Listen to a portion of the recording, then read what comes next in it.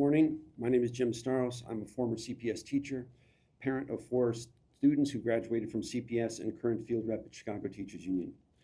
One significant issue CPS leadership brings up in contract negotiations is lost or potentially lost instructional time for students.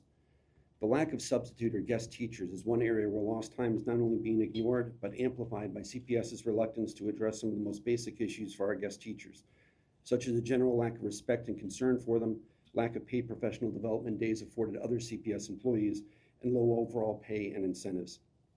Post-pandemic, there's been an increase in teacher absences and a corresponding increase in requests for guest teachers.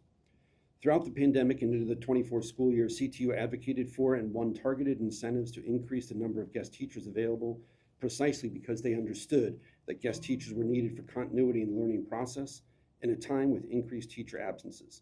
This raised the number of filled vacancies from 250,000 in 2019, the last full school year before the pandemic, to over 300,000 in 2024.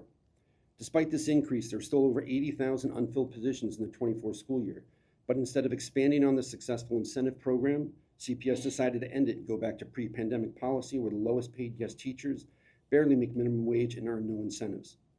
For these members, losing incentives constitute a 30 to 50% pay cut in their salary.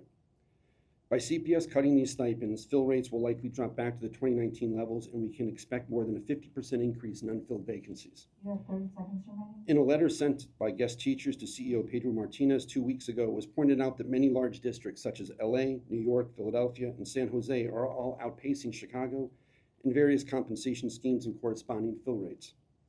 If members of the board are seriously concerned with students staying on track, they should direct CPS to reconsider the lack of incentive pay, as well as other financial and non-financial incentives to attract and retain sufficient coverage so students are in front of a qualified and licensed adult at all times. Thank you.